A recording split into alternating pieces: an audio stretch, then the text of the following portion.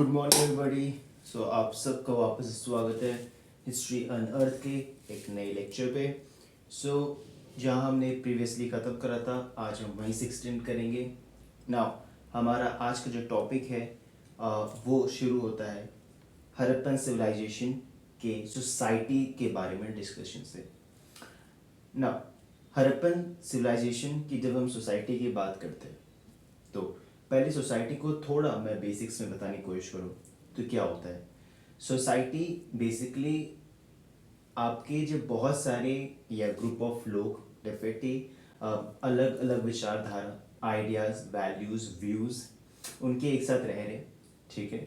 हो सकता है वो कुछ ऐसे एक पूरा बैंड ऑफ पीपल होंगे जो एक पर्टिकुलर थॉट से बिलोंग करते होंगे, मे बी कॉमन ऑब्जेक्टिव होगा, और बाकी लोग होंगे जो कॉमन ऑब्जेक्टिव नहीं रखते होंगे, डिफरेंट व्यू पॉइंट्स होंगे, डिफरेंट लैंग्वेजेस होंगे एक्सेट्रा, और डिफरेंट ऑक्यूपेशन हो सकते हैं, डिफरेंट डिफरेंट एक्टिविटीज़ में इन्वॉल्व हो सकते हैं, डिफरेंट इकोनॉमिक स्टेटस भी हो सकता है, बहुत सारी चीज़ें हो सकती है, ठीक है। तो ये एक बेसिक ढांचा होता है समाज का।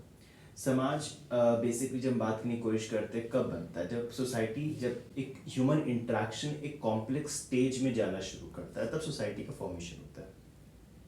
और ऐसे हमने देखा था palaeolithic to mesolithic neolithic to chalcolithic, ये सोसाइटी में ये जो complexity the interaction between the human species वो बढ़ना शुरू हो चुका था, ठीक है। तो यहाँ पे आते आते हमें इस सोसाइटी का जो ढांचा होता है वो हम यहाँ पे बहुत अच्छे से देखने को मिल जाता है। Now coming to the point, what is society, ये मैंने बता दिया ना। सोसाइटी जब हम हड़प्पन सिविलाइजेशन की बात करते हैं तो जैसे कि मैंने प्रीवियस लेक्चर में बताया था टाउन प्लानिंग के, कि पूरा जो हड़प्पन सभ्यता थी, सॉरी, वो दो पार्ट में बट रही थी, ठीक है। मेनली सिटाडेल जो अपर टाउन था और लोअर टाउन, ठीक है, एक्सेप्ट धोलावीरा जहाँ पे हमें 3 डिविजन्स देखने मिलते हैं, बट ऐसे में हम देखें तो 2 पार्ट से बढ़ते हैं। ये एक बहुत अच्छा एग्जाम्पल के तौर पे हम देख सकते हैं जहाँ पे हिस्टोरियंस बहुत से मानते हैं कि ऐसा डिवीजन शायद इसलिए था, हमें कंक्रीट बेसिस पे नहीं पता। रीज़न सिंपल है, हमारे पास लिटरेरी एविडेंसेस अवेलेबल नहीं है, बट एक जो इंटरप्रिटेशंस के हिसाब से तो डेफिनेटली यहाँ पे ये है कि शायद ये जो डिवीजन था वो इसलिए था कि जो अपर टाउन में थे लार्जली फोर्टिफाइड हुआ करते थे, और major centres, major important infrastructures हमें वहाँ पे देखने मिले, एग्जाम्पल ग्रेनरीज और ट्रेड पाथ। तो that would be a reason जहाँ पे हम ये कह सकते हैं कि शायद वहाँ पे एलिट सेक्शन रहते होंगे, या फिर रूलिंग सेक्शन, या फिर पॉलिटिकली पॉलिटिकल हेड्स वहाँ पे रहा करते होंगे, ट्राइबल चीफडम्स रहा करते होंगे। तो जो भी मतलब इंपॉर्टेंट पर्सनैलिटीज थे वो एलिट सेक्शंस आपके रहा करते थे अपर टाउन में, और जो भी कॉमनर्स थे वो बेसिकली लोअर टाउन में रहा करते थे। तो ये चीज़ हमें देखने को मिलता है ना। सेकेंड सेक्शन आता है हमारे लिए ऑक्यूपेशन। ऑक्यूपेशन क्यों इंपॉर्टेंट है, बिकॉज जब हम हड़प्पन सिविलाइजेशन की बात करते हैं तो कई सारे एविडेंसेस जो हमें देखने को मिले, उसमें से ये चीज़ तो बहुत क्लियर सी बात है कि जो पूरा हड़प्पन सिविलाइजेशन था वहाँ पे किसी पर्टिकुलर ऑक्यूपेशन में लोग इन्वॉल्व नहीं थे। कई सारे डिफरेंट डिफरेंट एक्टिविटीज़ हो सकती है जहाँ पे लोग इन्वॉल्व हुआ करते थे, जिसमें एक बहुत बड़ा ऑक्यूपेशन जिससे मान सकते हैं, मतलब ब्रॉड बेस्ड में डिविजन करते हैं agriculture and non agriculture based activities. तो एग्रीकल्चर की बात करेंगे तो बेसिकली यस, वो इकोनॉमी का एक बहुत इंपॉर्टेंट सेक्शन है जिससे हम आगे बात करेंगे, बट हाँ एग्रीकल्चर में भी लोग इन्वॉल्व थे। नॉन एग्रीकल्चर की बात करें तो लोग मर्चेंट हुआ करते थे जो ट्रेड करा करते थे, long distance trade, short distance trade and even internal trade and external trade. Engineers हुआ करते थे।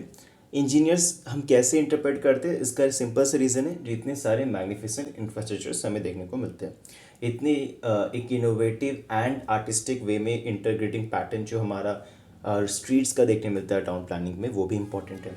Definitely craftsman. अब क्राफ्ट्समैन क्यों इंपॉर्टेंट बनते हैं, आर्टिशियंस क्यों इंपॉर्टेंट बनते हैं, उसका सिंपल सा कारण ये कि हमारे पास कई सारे ऐसे टेराकोटा का फिगरिन्स देखने मिले, कई सारे सील्स देखने मिले, कई सारे स्कल्पचर्स देखने मिले, तो डेफिनेटली ये बताते हैं कि वहाँ पे ऐसे भी लोग हुआ करते थे, पॉटर्स। अब पॉटर्स वो थे जो मटके बनाया करते थे, उनके भी एविडेंसेस है। क्यों? क्योंकि हमारे पास इतने सारे ब्यूटीफुल पॉटरीज के एविडेंसेस देखने मिले। नाउ सीन मेकर्स मैंने बताया, आर्टिशियंस मैंने बताया, लेबरर्स मैंने बताया। अब लेबरर्स क्यों इंपॉर्टेंट है? लेबरर्स इसलिए इंपॉर्टेंट है बिकॉज इस चीज़ को समझना ज़रूरी है कि इतने सारे एक्टिविटीज़, इतने सारे वर्क्स एक सिंगल इंडिविजुअल तो परफॉर्म नहीं कर सकता, and definitely division of labour है। आई एम नॉट सेइंग कि वो जो लेबर क्लास थी उनकी सोशल पोजीशन क्या थी, हमें वो बिल्कुल नहीं पता, बट ये चीज़ ज़रूर इंटरप्रेट किया सकता है कि इतने सारे एक्टिविटीज़ के डेफिनेटली कुछ लोग तो ऐसे होंगे जो ऐसे लिबरल वे में एक्टिविटीज़ में इन्वॉल्व होंगे। एक इम्पॉर्टेंट, जैसा मैंने यहाँ पे फ़ोटो भी अपलोड करा है रिगार्डिंग दिस दिस स्टैचू जो कि बस्ट हमें मिला है। इम्पॉर्टेंट क्यों बनता है, क्योंकि यहाँ पे ये इंटरप्रिटेशंस हैं इस स्टैचू को लेके, क्या ये किंग की रिप्रेजेंटेशन है, क्या ये प्रीस्ट की रिप्रेजेंटेशन है, या किसी एक मोनार्क की रिप्रेजेंटेशन है, वी डोंट नो, बट क्योंकि एक इंटरप्रिटेशन आती है तो ये माना जाता है शायद वहाँ पे प्रीस्ट भी हड़प्पन सिविलाइजेशन में होते होंगे। नेक्स्ट एक ऑक्यूपेशन ये भी आता है टीचर्स का। टीचर्स क्यों आता है, बिकॉज जब हम पूरे हड़प्पन सिविलाइजेशन को देखते हैं ना, ऑल द इम्पॉर्टेंट साइट्स हमें कुछ ना कुछ लिखे देखने मिला है। स्क्रिप्ट्स है तो डेफिनेटली पिक्टोग्राफिकल स्क्रिप्ट्स है, पिक्टोग्राफिकल स्क्रिप्ट्स है, पोस्टर वे में लिखा गया है। अब इससे चीज़ें क्या होती है, इन सब चीज़ों के बारे में हम बाद में बात करेंगे, बट हाँ इससे हम ये पता चलता है कि लोग वहाँ पढ़े लिखे थे। अब लोग वहाँ पढ़े लिखे तो डेफिनेटली कोई ना कोई तो होगा जो उन्हें पढ़ाता होगा। अगर मैं आपको यहाँ पे एक्सप्लेन कर रहा हूँ कुछ, तो अगर आपको मैं नॉलेज दे पा रहा हूँ तो वो नॉलेज मैं दे पा रहा हूँ बिकॉज मुझे भी किसी ने पढ़ाया है। आज मैं आपको दे पा रहा हूँ तो मैं आपको पढ़ा रहा हूँ, फ्यूचर में आप किसी को नॉलेज होंगी तो आप किसे पढ़ाओगे, तो देयर मस्ट बी समवन। तो इसलिए एक टीचर प्रोबेबली उस टाइम पे डिफरेंट वे में उनको मे बी रिप्रेजेंट किया आता होगा, बट टीचर्स की शायद वह पॉसिबिलिटीज ज़रूर हुआ करती थी। ऐसे कई सारे आपको ऑक्यूपेशंस और भी देखने को मिल जाएंगे ना।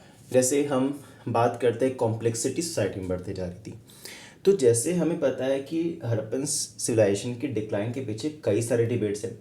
उसमें से एक प्रोमिनेंट डिबेट आता है जो कि मॉर्टिमर व्हीलर ने दिया है, ठीक है। तो मॉर्टिमर व्हीलर कहते हैं कि आर्यन इन्वेजन थ्योरी जो आज के दिन में उसने प्रूव्ड, लाइक आई वुड से कि आज भी कॉन्क्रीटली प्रूव्ड हो चुकी है, बट लार्जली एक्सेप्टेबल है and still remain a debatable topic, ठीक है। तो इससे मैं ये नहीं बोलता कि कॉन्क्रीट है, बट हाँ डिबेटेबल है, आज भी ये चीज़ क्लियर है। तो मैं इसे क्यों टॉपिक को इंक्लूड करूँ, बिकॉज जब हम अर्ली वैदिक पीरियड में जाते हैं और फिर अर्ली वैदिक से ट्रांजिशन टू लेटर वैदिक में जाते हैं, तो कॉन्सेप्ट ऑफ कास्ट जो हम मॉडर्न कास्ट देखते हैं, ये चीज़ याद रखने वाली बात है कि जो आइडिया ऑफ कास्ट है ना, ये कभी भी वैदिक स्क्रिप्चर्स में मेंशन नहीं है। ये जो पोर्टुगीज ट्रेडर्स हुआ करते थे बेसिकली, उन्होंने ये आइडिया दिया था कास्ट का। क्यों, बिकॉज उन्हें वर्णा जाति गोत्रा के कॉन्सेप्ट्स को समझ में नहीं आता था, and that's why they presented this idea in the form of caste, जो कि बाद में जाके हमने भी as an Indians accepted this. तो ये चीज़ थी। तो वर्णा जाति गोत्र क्या होती है, ये मैं ज़्यादा डिटेल में मैं एक्सप्लेन करूँगा आपको वैदिक लिटरेचर्स में, या सॉरी वैदिक चैप्टर्स में, अर्ली वैदिक या लेटर वैदिक। यहाँ पे ये कॉन्सेप्ट है कि जो सोशल डिवीजन है वर्णा जाति गोत्र, दैट इज बेसिक में ब्राह्मण क्षत्रिय वैश्य शूद्र, जो कि हमारे पुरुष युक्ताहीन ऋग्वेद के 10वें मंडल में लिखा गया है, वैसा कुछ डिवीजन हमें यहाँ पे देखने को नहीं मिलता है ना। शादी की बात करते हैं। अब शादी को समझना यहाँ पे ज़रूरी है, क्यों, बिकॉज शादी किसी भी सोसाइटी का एक बहुत ही इंटीग्रल पार्ट होता है। शादी जैसे हम बात करते हैं वैदिक पीरियड में, अर्ली वैदिक पीरियड में, तो वहाँ पे बहुत सारे डिबेट्स है, बट एक इम्पॉर्टेंट फैक्टर आता है कि शादी में 4 वाइफ्स रखना कंपलसरी होता था राजन के लिए मिनिमम। क्यों, क्योंकि वहाँ पे अलग अलग वे में होती थी। चीफ आपकी लाइक प्रिंसेस हुआ करती थी, चीफ रानी हुआ करती थी, इस तरह से डिफरेंट डिफरेंट उनके भी रिप्रेजेंटेशंस, उनकी भी आइडेंटिटी होती थी, बट मेजर ऑब्जेक्टिव क्या था, प्रोजेनी के लिए, बच्चे के लिए, ठीक है। तो उसमें कई सारे इंटरप्रिटेशंस है जिसके बारे में हम बाद में बात करेंगे। यहाँ मेजर चीज़ क्या है कि यहाँ पर मैरिज क्यों इंपॉर्टेंट है। मैरिज इंपॉर्टेंट इसलिए क्योंकि मैरिज एक बेसिकली एक is a kind of a symbolic representation, जहाँ पे अब ये बता रहे कि एक यूनियन हो रहा होता है, यानी यूनियन हमेशा से एक इम्पॉर्टेंट, एक प्रिस्टीन या एक प्रेस्टिजियस एक्टिविटी को हम मानते हैं, ठीक है। खासकर इंडियन सिविलाइजेशन, इंडियन कल्चर में बात करें तो हमेशा शादी को एक बहुत ज़्यादा महत्व दिया गया है, इसको एक बहुत ही ज़्यादा पवित्र रिश्ता माना जाता है। That is something to be understood from this point only. क्यों, बिकॉज हम बात करते हैं कि लाइक ऑब्वियसली बात है, it's a kind of a marriage जो ऑब्वियसली अपोजिट सेक्स के बीच में होगा। सेम सेक्स मैरिजेस के बारे में हमें एक्चुअली मेरे पास एविडेंसेस नहीं है, तो यहाँ अपोजिट सेक्स में बीच में होता था, ये इंटरप्रिटेशन है, ठीक है। सो यहाँ पे मैरिज प्रैक्टिस की जाती थी। सेकेंड चीज़ क्या है कि मैट्रिआर्कल शायद वे में हो सकता है, मतलब क्या है कि वीमेन शायद फैमिली की हेड हुआ करती थी, and that is something important probably. अब ये क्यों होता है इसके बारे में मैं आगे बात करूँगा, ठीक है। सेकेंड, मैरिज में कई तरह के मैरिजेस होते हैं, बट एग्जैक्टली क्या था तरीका वो हमें नहीं पता। हो सकता है कि शायद हमें मोनोगैमी थी, या हो सकता है पॉलीगैमी थी, हो सकता है पॉली एंट्री थी, हो सकता है चाइल्ड मैरिज भी हो सकता है विडो मैरिज भी होता हो। तो कई सारे मैरिज पॉसिबिलिटीज़ हैं, कई सारे परमुटेशन कॉम्बिनेशंस हैं, बट हमें बिल्कुल नहीं पता कि एग्जैक्टली क्या था। बट ये सब है कि मैरिज हुआ करती थी। फिर फैमिली एग्जिस्ट करता था, फैमिली जॉइंट हुआ करता था। फैमिली जॉइंट होने मतलब क्या, देखो जॉइंट फैमिली को भी समझना चाहिए। What is a joint family? Joint family है जहाँ पे पेरेंट्स हैं एंड उनके अनमैरिड आई वुड से चिल्ड्रन है, ठीक है। तो ये आपका फैमिली कॉन्सेप्ट है, उनके ऑब्वियसली ग्रैंड पेरेंट्स हैं। तो अभी से देख सकते हो कि ये जो एक यूनिफाइड पैटर्न दिखा रहे होते हैं, या फिर बच्चे हैं उनके बच्चों की शादी होगी, फिर उनके अनमैरिड बच्चे, तो ये जो एक आपका ग्रुप रह रहा होता है उसे हम जॉइंट फैमिली कहते हैं। तो कॉमन हर जहाँ पे कॉमन किचन होता है, तो कई सारी चीज़ होती हैं। हेड ऑफ द जो आपकी फैमिली है वो आपके दादाजी होंगे। ऐसा काइंड ऑफ कॉन्सेप्ट हमें आज भी सोसाइटी में देखने को मिलता है, ठीक है। मतलब मेन मेंबर होता है, ये चीज़ इंपॉर्टेंट है। तो हाँ, ये चीज़ इंपॉर्टेंट है। तो इसका मतलब क्या है, इवन उस पॉइंट ऑफ टाइम पे भी पॉसिबिलिटीज़ है कि पैटर्नल हुआ करते होंगे, बट कई सारे एविडेंस ये भी है कि शायद मैटरनल भी होते होंगे। अगेन इट्स अ डिबेटेबल चीज़, बस इसे याद ज़रूर रखना। ना इसका इंपॉर्टेंट क्या है कि फैमिली बस स्लेवरी, ना स्लेवरी एग्जिस्ट करता था नहीं करता था हमें नहीं पता। प्रोस्टिट्यूशन एग्जिस्ट करता था नहीं करता था हमें नहीं पता। एजुकेशन मैंने बताया कि इंपॉर्टेंट इसलिए बनता है because education might have been existed, ये तो बात क्लियर है, क्योंकि इतने सारी जगहों पे हमें इतने सारे एविडेंसेस लिखे हुए देखने मिले, यानी कि लोग वहाँ पढ़े लिखे थे। और इसकी वजह से शायद टीचर्स की प्रोफेशंस भी एग्जिस्ट करती हुई, मैंने बात बताया। अब इम्पॉर्टेंट क्या है कि ये चीज़ ये भी शो करता है कि जो शायद एजुकेटेड सोसाइटी थी, ये एक बहुत ही इंटीग्रल एलिमेंट था, जिसके जो एक बहुत ही यूनिक फीचर था इनको लेके, जहाँ पे शायद इनकी रैशनैलिटी भी हो सकती है या इनोवेशन हो सकता है, जिसकी वजह से इनको एक मौका मिला था कि इनोवेशन भी कर सके। ये भी कई सारे इंटरप्रिटेशंस में हमारे पास आता है। And the last point is position of women. Position of women जो थी वो डेफिनेटली गुड हुआ करती थी, अच्छी हुआ करती थी। उससे कई सारे एविडेंसेस हैं, बट हाँ एक्सेप्टेबल ये माना जाता है कि पोजीशन ऑफ वीमेन गुड थी। और ज़्यादातर माना जाता है स्टूडेंट्स के द्वारा कि सोसाइटी इगैलिटेरियन थी, सब लोग में समानता थी। एंड अपॉर्चुनिटीज़ मेल सेंट्रिक या फीमेल सेंट्रिक नहीं था, it was for equality was based, equality was there, that is important. Next part, अब नेक्स्ट जो हमें एक्चुअली बात करनी है वो है हमारा इकोनॉमी। अब इकोनॉमी क्यों इम्पोर्टेंट है? किसी भी जब मैं किसी भी इकोनॉमी, किसी भी जीडीपी की जब मैं बात करता हूँ, that is gross domestic product, किसी भी कंट्री की या किसी भी स्टेट की, तो वहाँ पे उसका इकोनॉमी सबसे इम्पोर्टेंट फैक्टर होता है। क्यों? क्योंकि इकोनॉमी बेसिकली क्या होता है, आपका एक ट्रांजैक्शन बताता है, कि काइंड ऑफ एक ऐसा रिलेशनशिप बता रहा है क्या चीज़ प्रोड्यूस हो रहा है या फिर कितना प्रोड्यूस हो रहा है, एंड कितना आपका कंज्यूम हो रहा है, कितना मनी फ्लो हो रहा है, या क्या चीज़ आपका इंपोर्ट हो रहा है, एक्सपोर्ट हो रहा है, किस तरीके से एक्टिविटीज़ परफॉर्म की जा रही है। Because even if you want to buy a single piece of toffee, a toffee, तो आपको उसके लिए भी कुछ ना कुछ रुपए पेमेंट करने होंगे, कुछ ना कुछ कमोडिटी पेमेंट करने होगी, अगर वो बार्टर कॉन्सेप्ट है। तो even for the minute of the things आपको कुछ ना कुछ पेमेंट तो करना पड़ेगा। ये मैं एक बेसिक रेफर आइडिया दे रहा हूँ। ग्रॉस डोमेस्टिक प्रोडक्ट क्या होता है, basically is economic term, it's an economic term, कि over total value of the final goods and services produce within geographic territory of a country at a given point of time या period of time, तो उसे हम gross domestic product कहते हैं। That's an economic term. But the idea is, ये हम क्यों समझते हैं, ये इसलिए समझने की कोशिश करते हैं कि हमारे पास कितने गुड्स और सर्विसेज प्रोड्यूस हुए, जिसको हम बेसिकली इकोनॉमिक एक्टिविटी में यूज़ करेंगे एंड ज़्यादा से ज़्यादा हम प्रॉफिट अर्न करेंगे। प्रॉफिट क्या होता है, जब बेसिकली आपने जो प्रोड्यूस किया है उसमें से जो आपका यूटिलाइज्ड पार्ट, ये जो भी आपने उसको यूटिलाइज करना है उससे आप यूटिलाइज करोगे, तो भी सरप्लस प्रोड्यूस हुआ, एंड ये एक पार्ट बनता है। या फिर आपने जो भी प्रोड्यूस किया है, आपका जो कॉस्ट ऑफ प्रोडक्शन लगा है, उससे आप कितने ज़्यादा में आपने बेचा, दैट्स सेलिंग प्राइस, तो उनके बीच का डिफरेंस आता है। तो कई सारे वैल्यूज हो सकते हैं, ठीक है ना। What I am talking about economy, economy में एग्रीकल्चर हमेशा, चाहे वो एक इंडस्ट्रियल रिवॉल्यूशन, आपका इंडस्ट्रियलाइजेशन यूरोप का हो स्टार्टिंग फ्रॉम लंदन, या फिर आपके इकोनॉमी में बात करूं एग्रीकल्चर सेंट्रिक अमेरिकन रिवॉल्यूशन की बात करें, या फिर हम बात करें चाइनीज़ रिवॉल्यूशन की बात करें, या फिर हम इंडिया की बात करें, इम्पोर्टेंट क्या है, किसी भी इकोनॉमी को स्ट्रेंथन करने के लिए एग्रीकल्चर हमेशा एक बेसिक बिल्डिंग ब्लॉक बना है। मैंने रिवॉल्यूशंस कहा, रिवॉल्यूशंस के बाद हमेशा एक स्टेट को डेवलप करने की, एक ऐसे सोसाइटी डेवलप करने की कोशिश की गई जहाँ पे जो लोग रिवोल्ट कर रहे होते हैं वो कैसे उस व्यू को चाहते हैं वैसा होता है। जैसे अमेरिकन रिवॉल्यूशन में देखने मिलता है, चाहे वो आपका आयरिश रिवॉल्यूशन में देखने मिलता है, या चाइनीज़ रिवॉल्यूशन में देखने मिलता है, या फिर इंडिया में इस तरीके से पूरा फ्रीडम स्ट्रगल चला, या रशियन रिवॉल्यूशन की भी एग्जाम्पल हम देख सकते हैं। द पॉइंट इज, मेरा यहाँ पे कहने का मतलब क्या है कि इकनॉमी में आपका हमेशा एग्रीकल्चर इंपॉर्टेंट बनता है। अब एग्रीकल्चर क्यों इंपॉर्टेंट बनता है, let me connect this point. Agriculture में आप क्रॉप्स प्रोड्यूस करते हो, सीड्स को सो करते हो, एंड आप उसमें कल्टिवेटेड आउटपुट जनरेट करते हो। वो कल्टिवेट आउटपुट आपके बेसिक नीड्स को मीट करता है, that's the fooding part. But जब आपके पास by employing multiple obviously agriculture inputs, जैसे कि भी आपके मशीनरीज हो सकते हैं, या फिर केमिकल फर्टिलाइजर्स, पेस्टिसाइड्स, हर्बिसाइड्स, कुछ हाइब्रिड सीड्स कुछ भी हो सकते हैं, तो उसके बाद आपने उसकी ईल्ड बढ़ा दी। अब वो ईल्ड आपके more than the actual requirement जो है वो अवेलेबल है, सरप्लस है। Now you can trade that surplus and you can earn money. But वो अर्न जो प्रॉफिट को अर्न करने का एस्पेक्ट है वो सेकेंडरी है। प्राइमरी क्या है कि आपका बेसिक नीड सोसाइटी का मीट हो रहा है कि नहीं। इंडस्ट्रियल रिवॉल्यूशन में भी सबसे बड़ा फंडामेंटल बिल्डिंग ब्लॉक था कि एग्रीकल्चर सरप्लस था।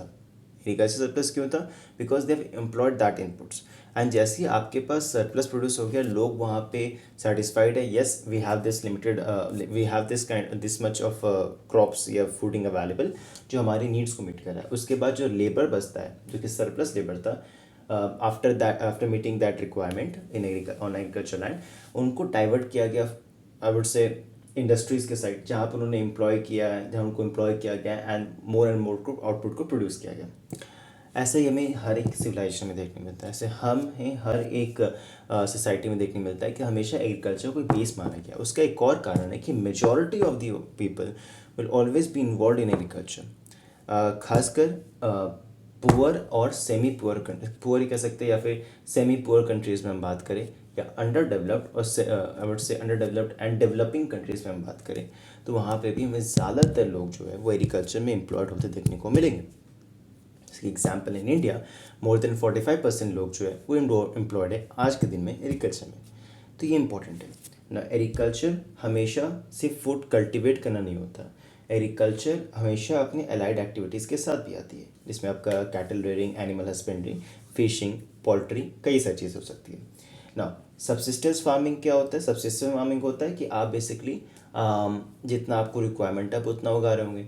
तो यहाँ पे सब्सिस्टेंस फार्मिंग का इंपॉर्टेंस क्या है, जैसे मैंने बताया कि पहले आप ये देखते हो कि क्या मेरी बेसिक नीड्स मीट हो रहे हैं। तो एक एग्रीकल्चर को भी जहाँ पे यहाँ पे इस्तेमाल किया गया था, तो यहाँ पे बेसिकली क्योंकि आपके पास वो कॉम्प्लेक्स एडवांस टेक्नोलॉजी अवेलेबल नहीं, तो आप बेसिकली उतना एटलीस्ट प्रोड्यूस करोगे सो कि आपका बेसिक नीड्स मीट हो सके, देन आप सरप्लस की तरफ शिफ्ट करोगे। ठीक है, तो इम्पॉर्टेंट क्या है, जब हम लोकेशन को देखते हैं तो प्राइमरी हमें देखने मिलता है कि north western part of India है। एंड ये north western part of India जो है वो डेफिनेटली आई वुड से जो भी आपके साउथ वेस्टर्न ट्रेड विंड्स होते हैं उनका भी इफेक्ट देखने मिलता है। देन जो सब ट्रॉपिकल जेट स्ट्रीम्स है उनका इफेक्ट भी देखने मिलता है। तो मेनली क्या है यहाँ पे कि आपका temperature factor, climate factor, soil factor, precipitation factor, ये सारे यहाँ पे जो है कहीं ना कहीं आपको यहाँ पे इरिगेशन पॉसिबिलिटीज़ प्रोवाइड करते हैं, बिकॉज कई सारे रिवर चैनल्स भी हैं। साथ ही साथ रबी एंड खरीफ क्रॉप्स के कल्टिवेशन के लिए भी बहुत इंपॉर्टेंट बनता है। ठीक है, हमें इरिगेशन कितना इंपॉर्टेंट है वो इसी सन में आता है, क्योंकि हमारे पास शॉर्ट हुआ है अफगानिस्तान में फर्नेसेस देखिए मेरे कैनाल इरिगेशन के, यानी कि हो सकता है यहाँ पे शायद रिवर सिस्टम डेवलप होंगे बट उतने नहीं होंगे जो हर एक एरिया पे प्रोवाइड किए जा सकते हैं पानी को। तो कैनाल सिस्टम को डेवलप किया गया सो कि पानी की रिक्वायरमेंट्स को मीट किया जा सके। धोलावीरा में वाटर टैंक अवेलेबल देखने मिलता है, धोलावीरा का गुजरात में। ठीक है, उसके बाद हमें कई सारे विटनेसेस देखने मिलते हैं जहाँ पे वाटर टैंक के साथ साथ वाटर रिजर्वॉयर्स के भी एविडेंसेस है। तो हाँ, इससे पता चलता है कि इंपॉर्टेंस थी। ठीक है, फिर ग्रेनरीज की एग्जांपल देखने मिलते हैं हमें। अब ग्रेनरीज क्यों इंपॉर्टेंट है, बिकॉज ग्रेनरीज हमें हड़प्पा में, रामपुर में देखने मिलता है ना। दोज आर इंपॉर्टेंट बिकॉज ये बताते हैं सरप्लस प्रोडक्शन हुआ कर, जिसके बारे में हमने बाद में प्रीवियस लेक्चर्स में बात करी है। कालीबंगन में हमें खेत को प्लॉ किया गया था उसके एविडेंसेस देखने मिले। फिर टेराकोटा प्लॉ शेयर के देखने मिले, यानी कि मतलब क्या है कि अगर उस टाइम पे कुल्हाड़ी या फिर किसी तरह का भी ऐसा फैक्टर इनपुट, ठीक है, जिसको इस्तेमाल किया जाता होगा सॉइल को प्लॉ करने के लिए या फिर मे बी डिफरेंट इक्विपमेंट्स के लिए, तो वो ज़्यादातर आपकी लकड़ी के बनते होंगे। ठीक है, या फिर ऐसे मटेरियल्स के जो या फिर डिप्रिशिएट कर गए या तो वो ख़त्म हो चुके हैं। बट हमारे पास कहीं ना कहीं एविडेंसेस कहाँ पे, टॉयज़ में या फिर टेराकोटा फिगरेंस में। तो ये चीज़ हमें क्या देखने मिलता है कि ये सारे एविडेंसेस जो है वो हमें बताते हैं कि प्रोबेबली उस पॉइंट ऑफ टाइम पे एग्रीकल्चर होता था। कालीबंगन का जो एग्जांपल है वो भी इम्पॉर्टेंट है, टेराकोटा फ्लॉशेयर मिला है वो भी इम्पॉर्टेंट है, वुडन फ्लॉशेयर के एविडेंसेस हमें हड़प्पा देखने में ये भी इम्पॉर्टेंट है। तो those things are very relevant. Trade के पर्सपेक्टिव से बात करें, जैसे मैंने बताया जब भी सरप्लस प्रोडक्शन होगा तब जाके आप ट्रेड करोगे। ट्रेड अब इंटरनल ट्रेड भी करोगे, अब एक्सटर्नल ट्रेड भी करोगे। इंटरनल ट्रेड आप कहाँ करोगे, ऑब्वियसली आपका जो ओवरऑल पूरा स्टेट्स इंटर कंट्री स्टेट्स है उनके बीच में करोगे, लोकेशन से जोग्राफिकल टेरिटरी है उनके बीच में करोगे। तो ओबियसली मैं ये नहीं कहूँगा उस टाइम पे इंडियन सब कॉन्टिनेंट का एक पूरा एक जोग्राफिकल अंडरस्टैंड डेवलप्ड हो चुका था, बट क्योंकि वो एक लैंड कॉन्टीन्यूटी में थी तो डेफिनेटली वहाँ पर ट्रेड ज़रूर हुआ करता होगा। एंड प्री डिफाइंड आपका एक लैंड रूट तो डेफिनेटली होगा, ना सिर्फ लैंड रूट बल्कि इंटरनल जो वाटर ट्रेड रूट होता है वो भी आपका इंटर ट्रेड जो है वो भी आपका ज़रूर हुआ करता होगा। कई सारे एविडेंसेस हैं इनको भी लेके, जैसे हमारा लोथल में डॉकयार्ड के एविडेंसेस है जो ये बताता है कि शायद लॉन्ग डिस्टेंस ट्रेड होता था। क्यों? बिकॉज ये डॉकयार्ड बताता है कि शिप्स होते होंगे वहाँ पे, डॉक किए जाते होंगे, एंड वहाँ से प्रोबेबली आपके कहाँ पे होते होंगे, वहाँ पे मेसोपोटामिया में होते थे, ओमान में होते थे, और प्रोबेबली हो सकता है कि इजिप्ट में भी जाके हुआ करता होगा। बट इस पर डिबेट है इजिप्ट को लेके, क्योंकि उसका जो एक जोग्राफिकल पोजीशन है वो इतना ज़्यादा कॉम्प्लेक्स है कि माना जाता है कि वहाँ पे जब तक स्पार्टन्स ने हमला नहीं किया था या फिर उससे पहले एथेनियंस ने, तब तक कहीं ना कहीं बहुत हद तक वो आइसोलेटेड ही रहा करते थे। तो वो एक अलग ही टॉपिक है। बट यहाँ पे इंपॉर्टेंट क्या है कि यहाँ पे इनका जो ट्रेड है वो मेसोपोटामिया से होता था। अब इसको प्रूफ करने के लिए हमारे पास अवेस्ता है, जैन अवेस्ता है, और ये जैन अवेस्ता एक आई वुड से हिस्टोरिकल राइटिंग है हमारी, जो कि मेसोपोटामिया में देखने को मिलती है, जो ये बताता है कि इनकी ट्रेड मेलुहंस से हुआ करती थी, जो कि 5 नदियों का जो एक कॉन्सलेशन है उसके पास का जो जोग्राफिकल टेरिटरी वहाँ से आया करते थे, ठीक है। और हिस्टोरियंस मेलुहंस को हड़प्पन से कनेक्ट करते हैं, that is something very important, ठीक। अब सबसे इम्पोर्टेंट बात यहाँ पे क्या है कि कई सारे पोर्ट्रेज सील्स इमेजेस जो है उनमें बोट्स के इमेजेस को डिपिक्ट किया गया है, और यही बताते हैं कि शायद डेफिनेटली, शायद तो नहीं बट हाँ डेफिनेटली उस time ships and boats kind of things हुआ करते होंगे। टेराकोटा टॉयज़ है हमें इस चीज़ को प्रूव करने के लिए। कई सारे इंपॉर्टेंट चीज़ क्या है कि हमें कई सारे साइट्स में डेट सीड्स देखने मिले, और ये डेट सीड्स जो है ना वो इंडिया से बिलोंग नहीं करते थे, ठीक है। हड़प्पन एंड लोथल में पर्शियन बटन्स देखने मिले, जो कि ऑब्वियसली भी बताते होंगे कि लॉन्ग डिस्टेंस डेटा डेफिनेटली हुआ करता था। सबसे बड़ी बात यहाँ पे क्या है कि हमें इन चीज़ों से ये बात बिल्कुल पता चलती है कि किसी भी सिविलाइजेशन को स्टैब्लिश करने के लिए इकोनॉमी इंपॉर्टेंट है, और इकोनॉमी में एग्रीकल्चर इंपॉर्टेंट है। इसका एक बहुत बड़ा कारण ये भी है कि जितने भी सिविलाइजेशन उस पॉइंट ऑफ टाइम पे ग्रो किए या डेवलप किए वो नदियों के पास किए। इंडिया में बोलता हूँ फॉर एग्जांपल हड़प्पन सिविलाइजेशन में इंडस इसके ट्रिब्यूटरीज एंड डिस्ट्रीब्यूटरीज के पास में, इजिप्ट की बात करूँ तो नाइल नदी के बैंक्स पे, मेसोपोटामिया की बात करूँ तो टिग्रिस एंड यूफ्रेट्स में। तो that is something very important to understand कि जो नेचुरल रिसोर्सेज है जैसे कि नदी वो कितनी इंपॉर्टेंट हो सकती है किसी सिविलाइजेशन के ग्रो करने के पीछे या शायद उसके डिस्ट्रक्शन के पीछे भी। तो वो चीज़ इंपॉर्टेंट है। इम्पॉर्टेंट ये होता है कि कई सारे चूज़ों को एक्सपोर्ट किया जाता था, इंपोर्ट किया जाता था। जैसे कि जेन अवस्था है उसमें ये बताया जाता है कि कई सारी चीज़ें जो है वो मेसोपोटामिया से हड़प्पन्स के पास यानी कि मेलुहन्स के पास जाया करता था, जिसमें precious stones, gold, semi precious stones, dates, figs, tin, ये चीज़ें जाया करती थी। कुछ चीज़ें हैं जो मेलुहन्स मेसोपोटामिया में लेके आते थे, जिसमें आपका राइट्स हो गया, वीट हो गया, मिलेट हो गया, बार्ले हो गया, टिम्बर हो गया, सॉल्ट हो गया, कई सारी चीज़ें थी। कई सारे स्कॉलर्स जो है जिन्होंने इस पूरे रूट में रिसर्च किया है रूट के बारे में, उनका मानना ये है कि अप्रॉक्सीमेट अगर मैं लोथल से बात करूं तो वहाँ से आपका मेसोपोटामिया पहुँचना यानी कि वहाँ का पोर्ट नीरपुर, ठीक है, जो कि दिलमन होते हुए जाता था, चौक पॉइंट को मैं कहूँ जो कि ओमान बहरीन के पास है। सो वहाँ से अप्रॉक्सीमेट एक वन साइडेड जो था वो अप्रॉक्सीमेट 4.5 मंथ्स लेता था, यानी कि 9 मंथ आना जाना। तो that is also important fact. Next important part है barter. Since it is important to remember this fact कि जब तक इंडो ग्रीक्स नहीं आते हमारे पास एक कॉन्क्रीट आई वुड से कॉइनेज सिस्टम डेवलप नहीं होता है। जब तक महाजनपद नहीं आता, महाजनपदी पीरियड शुरू नहीं होता तो तुम्हारे पास एक्चुअली कॉइनेज के सिस्टम्स भी डेवलप नहीं हो पाते हैं। यानी कि इस पॉइंट ऑफ टाइम पे हमारे पास कॉइनेज नहीं था, ठीक है। अगर कॉइनेज नहीं था तो डेफिनेटली कुछ और होगा जिसके बेसिस पे ट्रेड होता होगा। बिकॉज जो चीज़ें फॉर एग्जांपल अगर मैं इंडिया में हूँ और इंडिया में मुझे एक पैकेट चिप्स के लिए 1 किलो चावल देना पड़ रहा है फॉर एग्जांपल, या मुझे 1 किलो चावल ख़रीदना है तो मुझे एक पैकेट चिप्स खरीद देना पड़ रहा है। तो यहाँ पे हमारा ट्रेड ऐसा हो रहा है। बट शायद मैं जब मेसोपोटामिया जाऊँगा और मुझे वहाँ पे 1 किलो चावल ख़रीदना है तो उसके लिए शायद वो मुझसे एक हाथी मांग लें, जस्ट फॉर एग्जाम्पल। वही चीज़ मैं इजिप्ट में जाऊँ तो शायद वो मुझसे 1 किलो सोना मांग ले। तो ये चीज़ तो इम्पोर्टेंट है। तो again it's a matter of great debate, but ये माना जाता है डेफिनेटली मोड ऑफ एक्सचेंज था और वो हड़प्पन सील्स के थ्रू हुआ करता था। हड़प्पन सील्स अपने आप में बहुत ही इंपॉर्टेंट एस्पेक्ट है, इसको समझना जरूरी है, जिसके बारे में हम डेफिनेटली बाद में बात करेंगे। नाउ ये जो पूरा लेक्चर है ये बहुत लंबा जाने वाला है। सो आप खा पी के बिल्कुल तैयार रहे, आराम से बैठे, कई बार इस लेक्चर को सुने एंड धीरे धीरे अपने नोट्स बनाना चाहे तो बनाए। अदरवाइज़ मैं इसे बहुत अच्छे से एक्सप्लेन करूँगा, धीरे धीरे करूँगा। 3 से 4 बार इसे डेफिनेटली देखें सो दैट कि आपको एक बेटर क्लैरिटी मिले पूरे सारे कॉन्सेप्ट्स का। हड़प्पन इकनॉमी की बात करूँ तो सेल्फ सफिशिएंट इकनॉमी थी। इसका मतलब है कि हाँ, वहाँ पे लोग जो थे वो इतना प्रोड्यूस कर पा रहे थे कि अपनी नीड्स को मीट कर पा रहे थे। ग्रेनरीज की वजह से हमें बात के लिए पता चलता है। इकोनॉमिक प्रॉस्पेरिटी थी, ऑलमोस्ट जितने भी साइट्स थे वहाँ पे हमें देखने मिलता है। हड़प्पन्स ने एक्सटेंसिव ट्रेड नेटवर्क को डेवलप कर लिया था, ये चीज़ मैंने बता दिया। इनलैंड ट्रेड था, डेफिनेटली इनलैंड ट्रेड बिकॉज इसलिए पॉसिबल होता है बिकॉज आपके रिवर सिस्टम तो ऑलरेडी प्रेजेंट है। तो and you we have the evidences of boats, तो डेफिनेटली वो इनलैंड ट्रेड रूट में भी ट्रेड डेफिनेटली करा करते होंगे। तो क्वेश्चन आता है कि इंटरनल ट्रेड रूट में क्या था। पॉसिबिलिटी माना जाता है कि जो हमारा सोना था वो कर्नाटका के पास से आता था। Copper Khetri mines Rajasthan, tin भी बहुत हद तक राजस्थान हरियाणा के रीजन के आसपास देखने मिलते हैं। और तो अफगानिस्तान से भी कई सारे एविडेंसेस हैं जो वहाँ से भी आया करते थे, ये माना जाता है, ठीक है।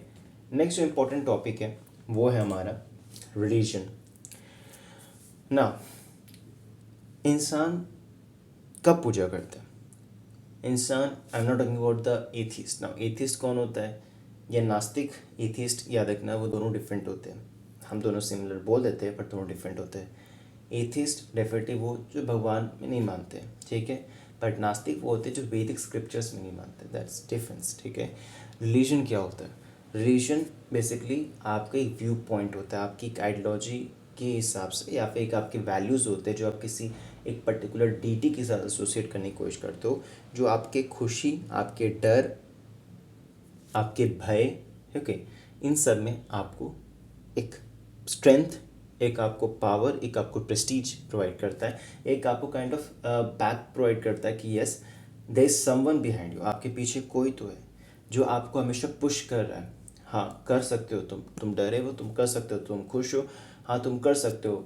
जब भी आप खुश हैं, आपके साथ कुछ अच्छी चीज़ें हुई है, आप बोलोगे भगवान आपकी वजह से हुई है, तो आप किसी को उस टाइम पे आइडेंटिफाई करते हो, कमेमोरेट करते हो, that is something important. Harappans definitely worship करते थे नेचर को। क्यों वर्शिप करते थे नेचर को, बिकॉज जब तक हम गुप्तन पीरियड में नहीं जाते हैं, या उससे पहले बात करूँ इंडो ग्रीक के पीरियड में नहीं जाते हैं, हमारे पास स्कल्पचर के एविडेंसेस वैसे नहीं देखने मिलते जहाँ पे हम किसी देवी देवताओं को जोड़ने की कोशिश कर रहे हैं, ठीक है।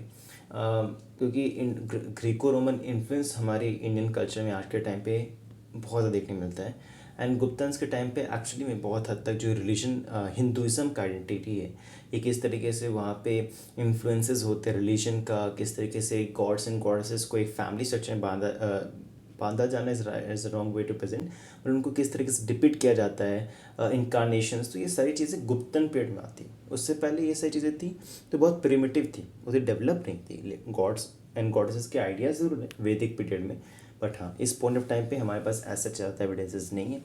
कुछ एविडेंसेस है जिसके बारे में मैं बात करूँगा।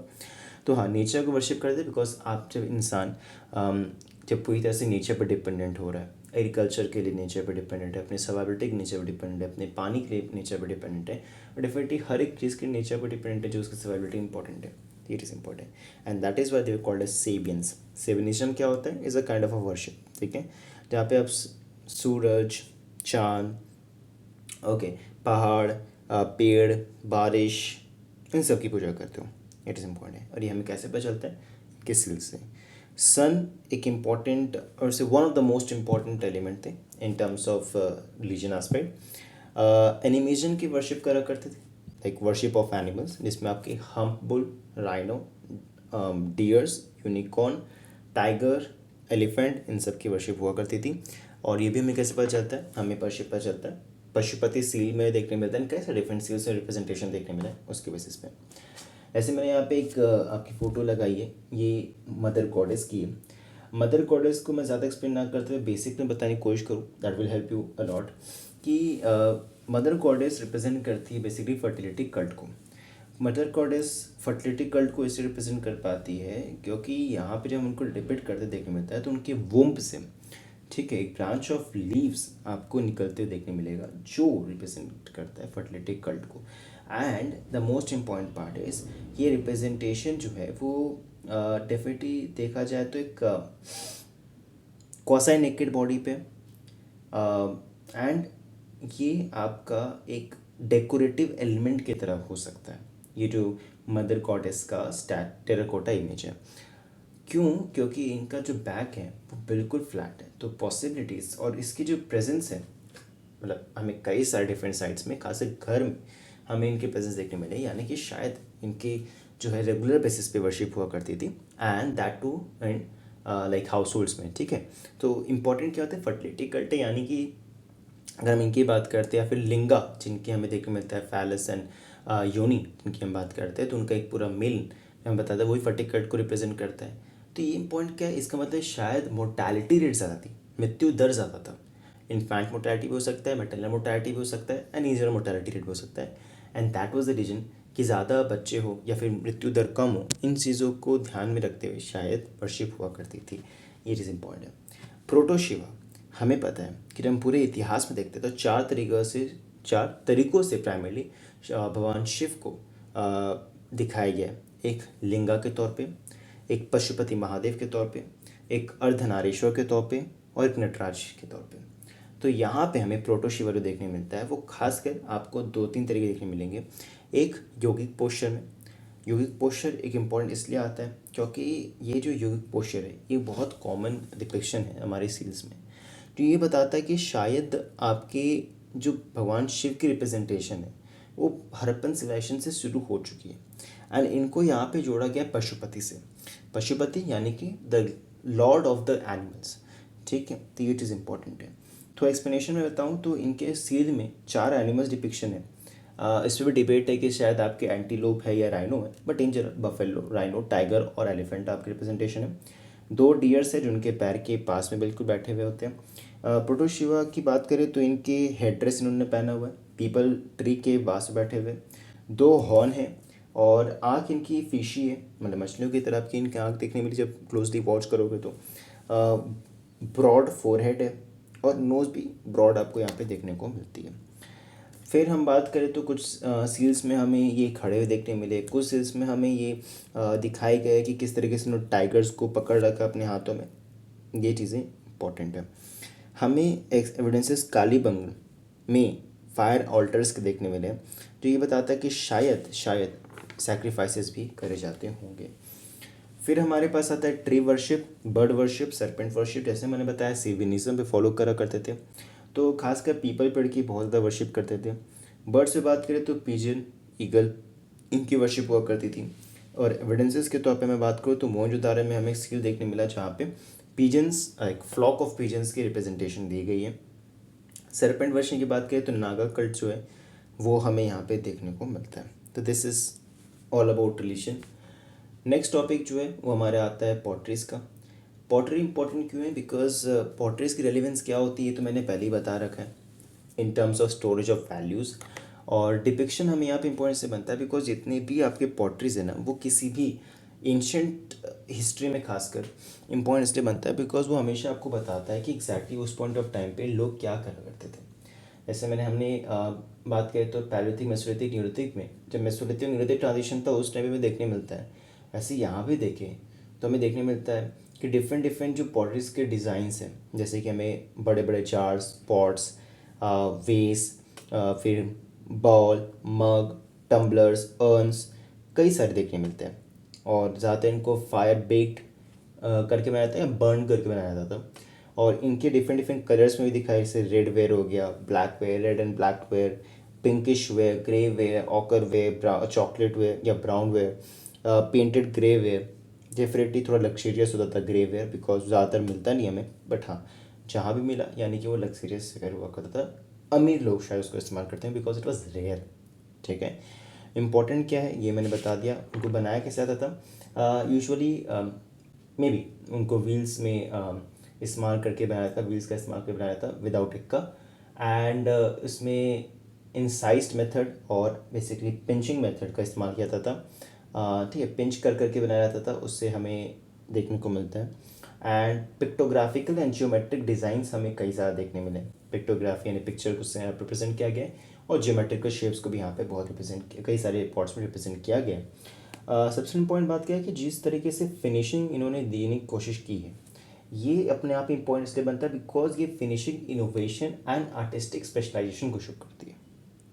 आफ्टर दैट हमें हड़प्पा में देखें तो एक कहानी देखने मिली, जिसको एक प्यासे क्रो की, जो आज तक शायद इंडियन सोसाइटी में बच्चे समझते हैं। वो जो प्यासा कौवा का एक पूरा एक कहानी का डिपिक्शन है, वो हमें हड़प्पा के एक पॉटरी में देखने मिला है। दैट शोज़ कि कितने इनोवेटिव थे। हमें ऐसे कई सारे ऐसे बहुत सारे पॉटरीज में हमें रेक्टेंगुलर ट्रायंगल्स बनते थे, यानी कि they were very innovative and as well as I would say specialized in this kind of activities. So it is be important. After that, the next topic that we need to discuss today is all about seals. जैसे मैंने बताया था कि seals जो है वो अपने आप में इम्पॉर्टेंट है, ट्रेड पर्सपेक्टिव से इम्पॉर्टेंट हो सकता है, सिम्बॉलिक रिप्रेजेंटेशन पर्सपेक्टिव से इम्पॉर्टेंट हो सकता है। कई सारे पिक्चर्स को डिपिक्ट किया गया जो कि रेडियो एक्टिविटीज़ को या फिर क्या उनकी कॉमन बिलीफ है उनको बताया जा सकता है। कई सारे इसमें इनमें ऐसे इमेजेस देखने मिले जो शायद रियल में एग्जिस्ट ना करता, फॉर एग्जांपल यूनिकॉर्न। बट वो यूनिकॉर्न की भी कई सारे इंटरप्रिटेशंस है, फॉर एग्जांपल क्लोज फेडरेशन, प्रोटोशिवा के रिप्रेजेंटेशंस है, एलिफेंट के रिप्रेजेंटेशंस है, कई सारे और से यूनिक ज्योमेट्रिकल पैटर्न्स के डिज़ाइंस हैं जो भी आज के टाइम पे भी हमारे लिए when in current perspective contemporary world those are very relevant. तो सील्स जो है वो ज़्यादातर आपके स्टीएटाइट, ठीक है, सोप स्टोन जिनको बोल सकते हैं, कॉपर एंड ब्रोंज के बनाया करते थे। Different different shapes and size के होते थे, प्राइमरी आपको स्क्वायर रेक्टेंगल में देखने को मिलते हैं। पिक्टोग्राफिक एंड ज्योमेट्रिक डिज़ाइंस हुआ करते थे। पशुपति महादेव के सील, एलिफेंट के सील, हम्पुल के सील, सन के सील्स ऐसे देखने मिले। मेसोपोटामिया में बात करें तो हड़प्पन से में देखा है तो वहाँ पे ज्योमेट्रिक शेप्स देखने को मिले। और जितना ज़्यादा इनका क्वांटिटी हमें मिला है, उससे ये बात तो बिल्कुल सच है कि इनका इस्तेमाल बहुत ज़्यादा हुआ करता था। इसका मतलब ये भी है कि ये एक इम्पॉर्टेंट ऑक्यूपेशन था उस पॉइंट ऑफ टाइम का, एंड एज अ रिज़ल्ट बहुत ही ज़्यादा प्रोस्पेरिंग एंड वैल्यू बेस्ड ऑक्यूपेशन था सील मेकिंग का। तो ये चीज़ इंपॉर्टेंट है। एंड दोनों अपर टाउन लोअर टाउन दोनों जगह पे आपको ये देखने मिले। इट्स नॉट लाइक कि ये लिस्टेड था एक पर्टिकुलर लोकेशन के हिसाब से, no, it was available throughout, not just in the most important part here is कि ये ना सिर्फ इंडिया में देखने मिला है इंडियन सब कॉन्टिनेंट में, बल्कि आपको Oman, Bahrain and even Mesopotamia में भी देखने को मिलते हैं। ठीक है, तो एक अगेन इम्पॉर्टेंट पार्ट है। Next topic is script. Script, जैसे मैंने कई बार बताया कि जो स्क्रिप्ट था वो अपने आप में एक इम्पॉर्टेंट एलिमेंट है।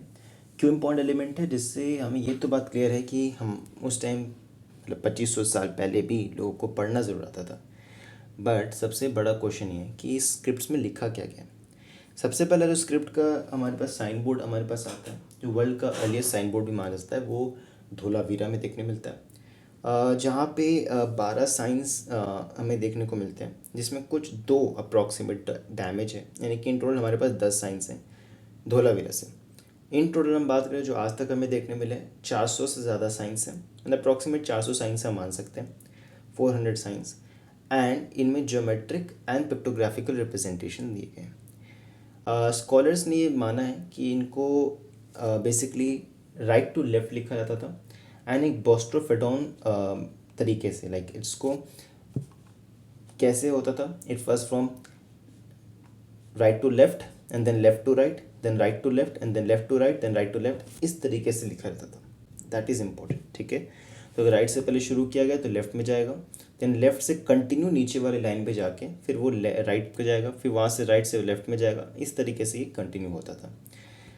जेम्स प्रिंसेप की बात करें तो इन्होंने, ये एक ब्रिटिश एपिग्राफिस्ट थे और चूँकि साइंस वगैरह को पढ़ते हैं, उनको पता चला कि हड़प्पन स्क्रिप्ट जो है वो ज़्यादातर द्रविडियन, यानी कि जो आज के दिन में सदर्न इंडिया है, खासकर माना जाता है जो नर्मदा के नीचे का एक पूरा जो पार्ट है सदर्न इंडिया है, नर्मदा और गोदावरी, तो वहाँ पे जो हमारे लोग रहा करते हैं, जो कि डेफिनेटली इंटीग्रल पार्ट है। बट जब मैं हिस्टोरिकल टर्म से बात करूँ तो देवर द्रविडियंस, द्रविडियन एथनिसिटी, तो द्रविडियंस को बिलोंग करते हैं। एंड माना जाता है कि जो बहुत सारे स्क्रिप्ट की रिप्रेजेंटेशंस है वो द्रविडियंस को बिलोंग करते हैं, ठीक है, the original inhabitants of India, ठीक है। It's not like we are not the originally inhabitants, we are not the inhabitants, but ये माना जाता है कि आर्यंस जो थे वो बाहर से आए थे, but Dravidians were the one who were already living on this land and they were forced to move deep south. अब इस ये कितना सच है, ये कितना झूठ है, it's a matter of great debate. मैं इस डिबेट में डेफिनेटली नहीं जाना चाहूँगा, बट हाँ, the most important part is कि जेम्स प्रिंसेप ने कहा कि यहाँ पे द्रविडियन स्क्रिप्ट से जुड़ा हुआ है, ठीक है। स्क्रिप्ट में आपके पॉटरीज, स्क्रिप्ट्स को पॉटरीज में डिपिक्ट किया गया है, सिल्स में डिपिक्ट किया गया है, पत्थरों पे, दीवारों पे, इवन रास्तों पे, सिटाडल में, ग्रेट बाथ में, ग्रीनरीज में, हर एक जगह पर स्क्रिप्ट को डिपिक्ट किया गया है, and that is something very important, ठीक है। फिर नेक्स्ट टॉपिक है हमारे पास, वो है ऑर्नामेंटेशन। ऑर्नामेंटेशन इंपॉर्टेंट क्यों बनती है? बिकॉज जब हम ऑर्नामेंट्स की बात करते हैं तो ये समझना ज़रूरी है कि जो हड़प्पन्स थे उनको अपने आप को डेकोरेट करना बहुत पसंद था, and that was one of the reason कि हमें कई सारे ऐसे ऑर्नामेंटेशन के आई वुड से मटेरियल्स मिले, जिसमें नेकलेसेस आ सकते हैं, जिसमें आपके पास आई वुड से हिप बेल्ट आ सकता है, चेन आ सकता है, ईयरिंग आ सकता है, एंकलेट आ सकता है, टोरिंग आ सकता है, and so on. Ornaments usually आपके गोल्ड, सिल्वर, कॉपर, ब्रोंज इनके बनाए जाते थे, इनकी मदद से बनाए जाते थे, इनको एज ए रॉ मटेरियल के तौर पर इस्तेमाल करके। और डेफिनेटली जिस तरीके से आर्टिस्टिक, जैसे कि यहाँ पे फोटो में भी डिपिक्ट किया गया कि अपने आप में एक बहुत ही इम्पोर्टेंट या एक इम्पॉर्टेंट ऑक्यूपेशनल था ही था, स्पेशलाइजेशन भी इसमें डेवलप हो रखा था। And the most important part है इज़ कि ये ब्यूटिफिकेशन के पार्ट को शो करता है, यानी कि हड़प्पन्स को डेकोरेट करना अपने आप को बहुत पसंद था, वो क्रिएटिव भी थे, वो इनोवेटिव भी थे। गोल्ड यूजुअली आपके कर्नाटका से आया करता था, सिल्वर अफ़गानिस्तान से, कॉपर खेतरी माइन से, और ब्रोंज को तो कॉपर और टिन को मिलाकर ही बनाया जाता है। तो ये चीज़ इंपॉर्टेंट है। हड़प्पा में अगर एविडेंसेस देखें तो हमें गोल्ड नेकलेस के एविडेंसेस देखने मिले, मोहनजोदारो में गोल्ड ईयरिंग, और ऐसी लोथल में कॉपर एंकलेट के भी एविडेंसेस हमें देखने को मिलते हैं। कई सारे हम ऐसे अगर हम बात करें तो हमें hair band, hair chain, hair pin और हेयर क्लिप के भी एविडेंसेस है, वो भी हमें कई सारे लोकेशंस पे देखने को मिलते हैं। तो इसका मतलब क्या है कि हड़प्पन जो थे वो ऑर्नामेंटेड तो थे, बट लग्जरियस लाइफस्टाइल भी जिया करते थे। ये एग्जिस्ट होता था, नहीं होता था, we don't know, because we didn't have the concrete evidence to prove this, but ये हर एक लोकेशन में, ऑलमोस्ट हर एक लोकेशन में देखने मिले, यानी कि एक कॉमन वे में इस्तेमाल तो ज़रूर होता था, ठीक है। The next important topic that we will discuss is the terracotta objects and sculptures, ठीक है। अब टेराकोटा ऑब्जेक्ट्स एंड स्कल्पचर्स की बात करें तो हड़प्पन्स यूजुअली टेराकोटा ऑब्जेक्ट्स को इस्तेमाल करते थे बहुत मैसिव वे में। ज़्यादातर इनको जो बनाया जाता है वो बेक और बर्न करके बनाया जाता है। मिट्टियों को, यूजुअली जो नॉर्मल मिट्टी होती है उनको ही बेक और बर्न करके बनाया जाता है, और वो आपका टेराकोटा बनता है। जैसे कि आप पत्थर की बात करते हो, जो ईंट होती है उनको जिस तरीके से बनाया जाता है भट्टी में, वैसे ही आपके टेराकोटा की बनते थे। टेराकोटा की बात करें तो ऑलमोस्ट हर एक साइड पे देखने मिला है। मेनली आपके 3 बेस में पड़ता है, toys, sculptures and ornaments. Toys की बात करें तो खिलौने के तौर पे एक one of the important evidence, क्योंकि उस पॉइंट ऑफ टाइम पे हमारे ऐसे कई सारी चीज़ें जो अवेलेबल आज के दिन में नहीं है in their pristine form, but definitely हमारे पास टॉयज़ हैं और ऑब्जेक्ट्स हैं जो इसे प्रूव करते हैं। तो टॉयज़ की बात करें तो मैक्सिमम नंबर ऑफ टॉयज़ जो है मोहनजोदारो में देखने मिले। एग्जाम्पल के तौर पे बोले तो शिप्स एंड बोट्स के देखने मिलते हैं, कार्ड्स के देखने मिलते हैं। स्कल्पचर की बात करें तो मदर गॉडेस के, चानुदारा में बात करें तो हमें एक मदर की देखने मिली जिनके आसपास में कई सारे उनके बच्चे, उनके भी डिपिक्ट किया गया स्कल्पचर में। लोथल में एक डॉग के स्टैचू को हमें डिपिक्ट किया, हमें एक्सकेवेट किया। फिर हमने हड़प्पा में डबल टाइगर हेड, जो कहीं ना कहीं मेसोपोटामिया की एक बहुत ही पॉपुलर कह सकते हैं गॉड के तौर पे गिलगामेश, उनसे एसोसिएट किया जाता है। ठीक है। ऑर्नामेंट्स की बात करें तो जैसे बताया था कई सारे ऑर्नामेंट्स पहना करते थे। कालीबंगन में एक बेबी का बैंगल एक बेबी बैंगल, एक बच्चे का बैंगल देखने मिलता है। फिर मैक्सिमम नंबर ऑफ ऑर्नामेंट्स जो हड़प्पा में देखने मिलते हैं, तो ये चीज़ इंपॉर्टेंट है। ठीक।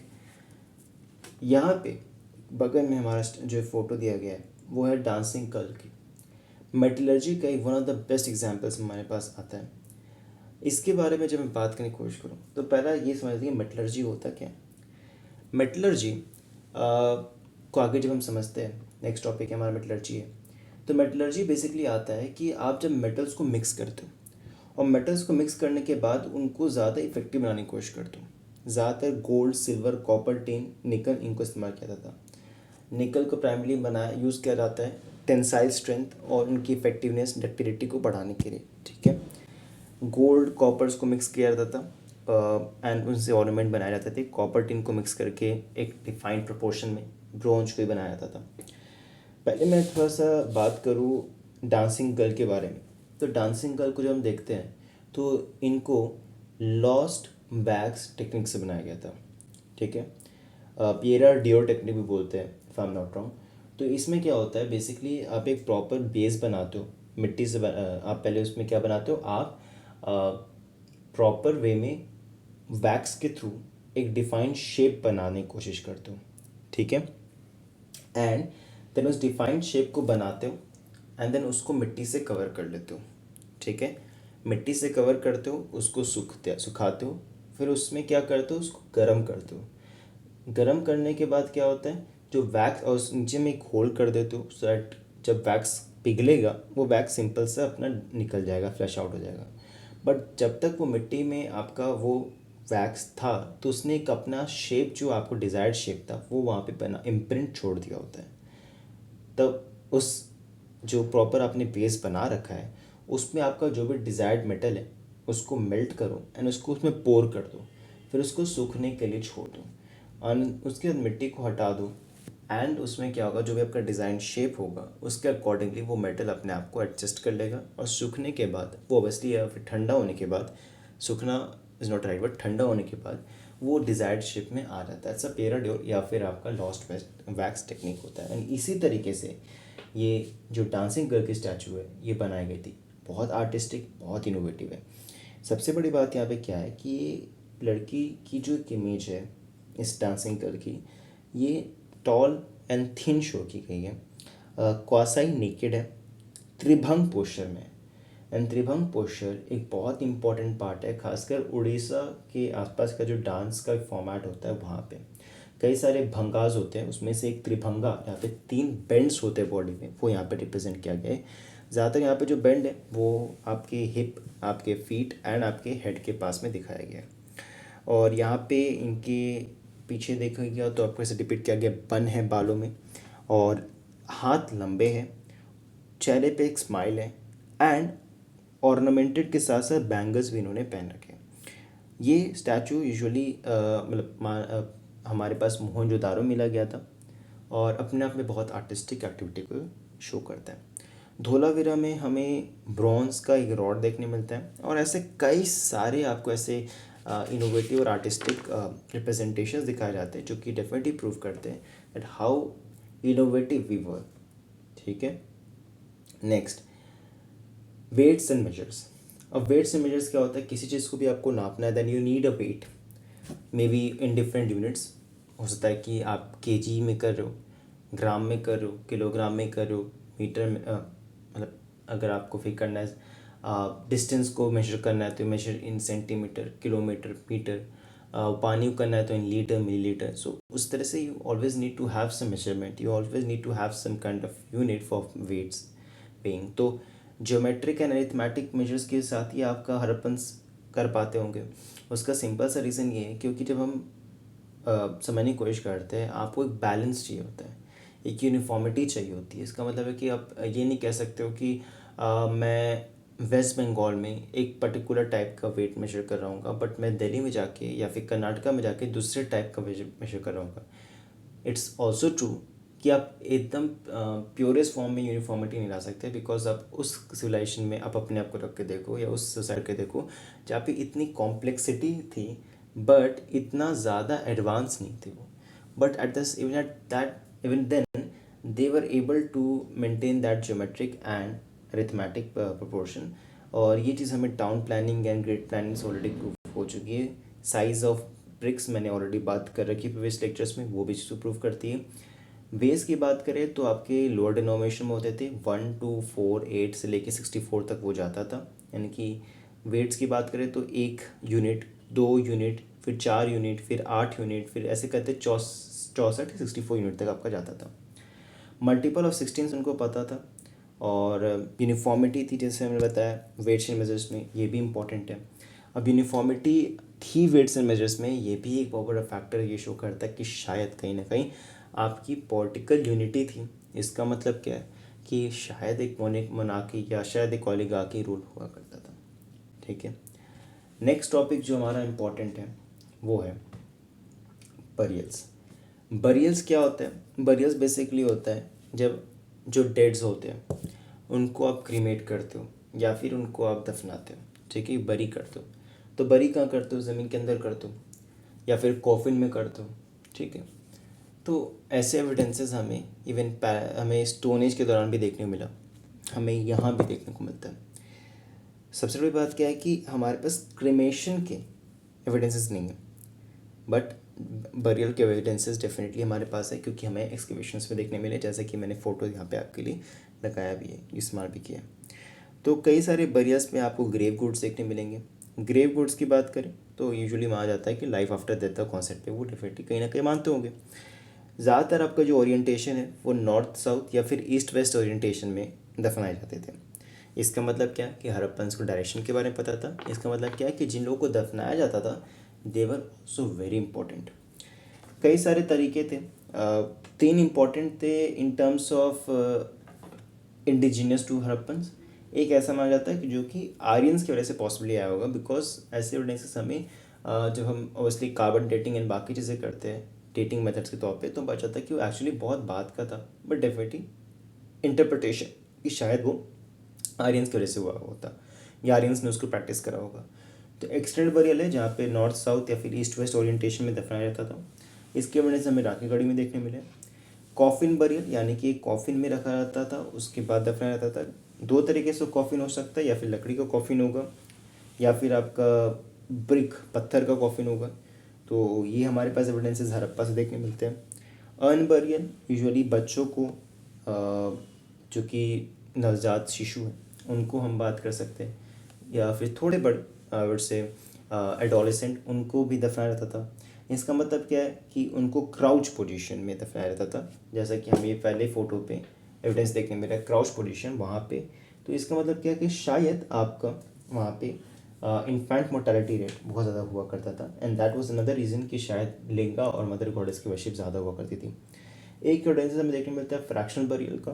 फ्रैक्शनल बरियल बेसिकली माना जाता है कि हड़प्पन्स को बिलोंग नहीं करता था, because it was a kind of a barbaric burial. ठीक है, तो बिकॉज वो सिविलाइज थे, और ऐसा काइंड ऑफ बरियल जहाँ पे आप एक ज़िंदा आदमी को उसके दफन करके उसके फीमर बोन को तोड़ देते हो, तो आपको माना जाता है कि वो शायद हड़प्पन्स नहीं पर कोई बाहर से आए थे वो इसको प्रैक्टिस करते, तो बारबेरिक हुआ करते थे, सिविलाइज नहीं हुआ करते थे। तो बहुत हद तक आर्यन से एसोसिएट करते हैं बहुत सारे स्कॉलर्स। लोथर में हमें ट्विन बरियल के एविडेंसेस देखने मिले जहाँ पे मेल और फीमेल दोनों को बरी किया गया, तो ऐसे एविडेंसेस हमें देखने मिले। हाँ, so this was the end of this chapter ना। बरियल के लिए यहाँ पे इतने इंपॉर्टेंट फैक्ट्स इंपॉर्टेंट है आपके लिए। मैं अगेन आपसे रिक्वेस्ट करूँगा कि ये वीडियो लेक्चर ज़रूर बड़ा हो गया, बट आप को जितने मैंने सजेस्टेड बुक लिस्ट दिए इन द डिस्क्रिप्शन, उस डिस्क्रिप्शन में जितने बुक लिस्ट है वहाँ उन बुक्स को डेफिनेटली पढ़ें। अगर आपके पास है तो डेफिनेटली रखें, नहीं है तो जो मैंने बुक लिस्ट की लिंक दी है वहाँ से आप जाके ज़रूर उसे परचेज़ कर सकते हैं। नेक्स्ट इंपॉर्टेंट पार्ट है कि जितना कुछ मैंने आपको पढ़ाया है वो बहुत कॉम्प्रिहेंसिव तो नहीं बोलूँगा, बट नियर टू कॉम्प्रिहेंसिव है। यानी कि मैंने आपके लिए 70% से अबव काम मैंने आपके लिए कर दिया है। 3 से 4 बार वीडियोस को ज़रूर देखें। स्लोली 1.2 मैक्सिमम स्पीड में जा सकते हैं, 1.5 एंड बियॉन्ड ना जाए, सो दैट कि आपको अदरवाइज़ आपको क्लैरिटी ऑफ थॉट नहीं मिलेगी। इन इन लेक्चर्स को बुक लिस्ट के साथ अटैच कर दें, दोनों को साथ में पढ़ें। पहले वीडियो लेक्चर्स देखें, कॉन्सेप्ट बिल्डअप करें, देन बुक को पढ़ें, आपको बेहतर क्लैरिटी ऑफ थॉट मिलेगी। एंड डेफिनेटली अभी एक चैप्टर ख़त्म नहीं हुआ है, इसके बाद एक और वीडियो लेक्चर आएगा जहाँ पे आपका फाइनल टॉपिक होगा, कंक्लूडिंग टॉपिक होगा डिक्लाइन ऑफ हड़प्पन सिविलाइजेशन, जिसमें कई सारे डिबेट्स हैं। मैं उससे इतना ज़्यादा पॉसिबल हो सके मैं उसे कवर अप करने की कोशिश करूँगा। Now again request you all कि इस वीडियोस को जितना ज़्यादा हो सके शेयर ज़रूर करें, सो दैट कि जिनको रिक्वायरमेंट है, जो हैवी फीस नहीं पे कर सकते कोचिंग इंडस्ट्रीज़ को, वो इस वीडियो लेक्चर का उस वीडियो लेक्चर्स की मदद लेके अपनी स्टडीज़ को कंटिन्यू कर सकें। इन जनरल भी हमारे लिए इम्पॉर्टेंट है इन चीज़ों को समझना। एंड इन केस अगर आपके पास किसी भी तरह की क्वेरी है, सजेशंस है, फीडबैक है या क्वेश्चंस हैं, सो वो डेफिनेटली डाउट कमेंट सेक्शन में पोस्ट करें। मैं उससे इतनी ज़्यादा जल्दी हो सके उस पर रिस्पॉन्ड करूँगा और आपको जितना ज़्यादा एक करेक्ट एक्सप्लेनेशन हो सके आपकी क्वेरी को ज़रूर देना चाहूँगा। Till then study hard and जय हिंद।